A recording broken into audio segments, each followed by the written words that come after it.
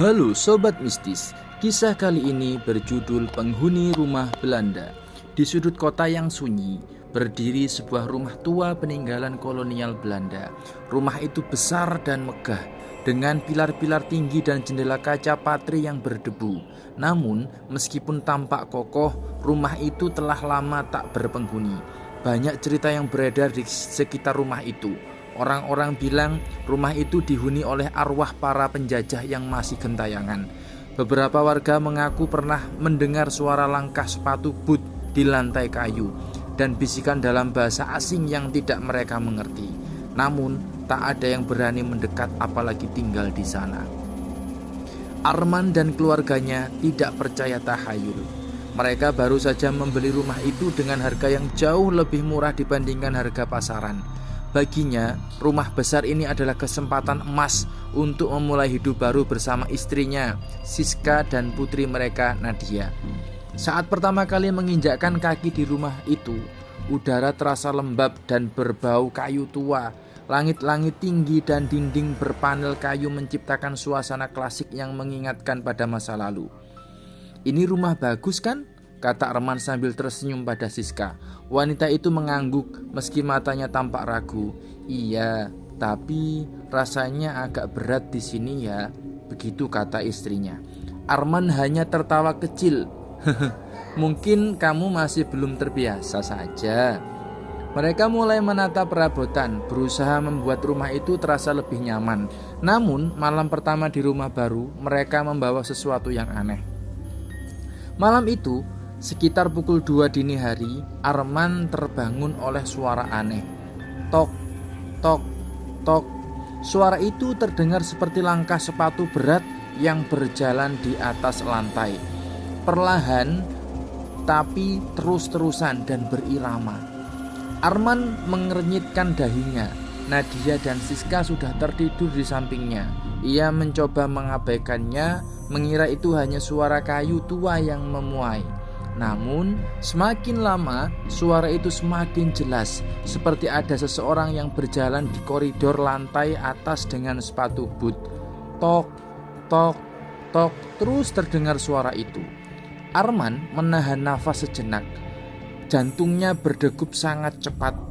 Dengan ragu, ia turun dari ranjang dan melangkah keluar kamar. Koridor rumah itu gelap. Ia menyalakan lampu, tapi lampu itu berkedip sebentar lalu padam.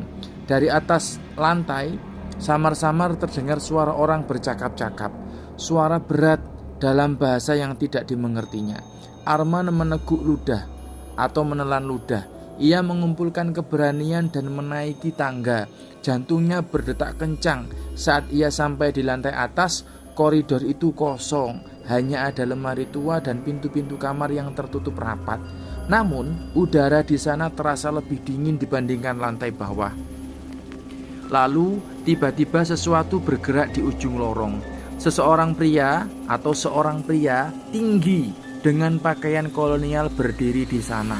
Wajahnya pucat dengan mata kosong yang menatap lurus ke arahnya. Arman bergerak mundur atau lari. Lalu sosok itu menghilang seperti kabut yang lenyap dalam sekejap. Arman terdiam, nafasnya sangat terengah-engah. Ia tidak tahu apakah itu hanya ilusi atau memang ada seseorang yang ada di sana. Namun, satu hal yang pasti, rumah ini tidak benar-benar kosong. Pagi harinya, Arman tidak menceritakan kejadian ini pada Siska. Ia tidak ingin membuat istrinya khawatir ataupun takut. Namun, siang itu, Nadia tiba-tiba bertanya sesuatu yang membuat bulu kuduk Arman berdiri. "Pa, siapa om yang berdiri di tangga tadi malam?" Arman pun diam. "Apa maksudmu, nak?" tanyanya dengan suara bergetar.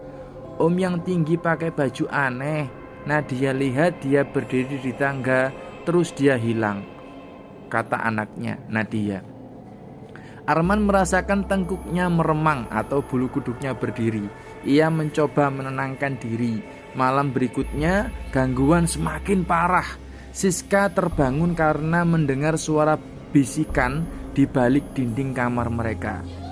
Dalam bahasa Belanda, suara itu terdengar lirih, seolah seolah berasal dari dalam dinding. Siska memanggil Arman dengan suara gemetar. "Mas, ada suara di dinding." Arman terbangun dan memasang telinga. Ia pun mendengarnya. Bisikan dalam bahasa asing yang tidak mereka mengerti. Saat itu udara dalam kamar menjadi lebih dingin. Tiba-tiba lampu kamar mereka berkedip. Kemudian jendela terbuka sendiri, diikuti dengan embusan angin dingin yang menusuk tulang. Dan dari arah lemari tua di sudut kamar terdengar suara ketukan. Tok, tok, tok. Dengan gemetar, Arman melangkah ke arah lemari tua itu. Ia menarik pegangan pintunya dan membuka lemari itu perlahan. Seketika, udara di dalam kamar terasa lebih berat. Di dalam lemari terdapat sebuah pintu kecil yang tampak tersembunyi di balik lapisan kayu tua. Dengan jantung berdetak kencang, Arman mencoba membuka pintu itu. Saat pintu terbuka, aroma busuk menyeruak keluar, sangat busuk. Dan di dalamnya ia melihat sesuatu yang membuatnya menjerit. Tumpukan tulang manusia yang ditumpuk begitu saja. Tulang-tulang itu berserakan di dalam ruangan sempit yang tampaknya adalah tempat persembunyian di masa lalu. Ada sisa-sisa pakaian kolonial yang sudah lapuk.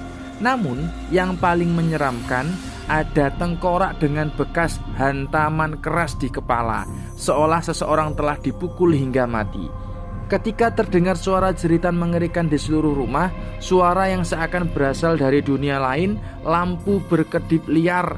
Jadi sangat luar biasa kejadian pada malam itu. Dan cermin kamar, mereka melihat dari dalam cermin kamar, mereka melihat bayangan para pria Belanda yang berdiri menatap mereka. Mata mereka penuh dengan kemarahan, wajah mereka kosong dan membusuk dengan belatung yang menggeliat di pipi-pipi mereka. Dan di belakang mereka sosok tinggi sama pria kolonial Belanda yang mereka lihat sebelumnya. Namun kali ini wajahnya berubah, mulutnya menganga lebar, menampakkan giginya yang tajam dan tidak manusiawi. Dengan suara berat ia mengucapkan sesuatu dalam bahasa Belanda yang artinya kalian tidak seharusnya berada di sini.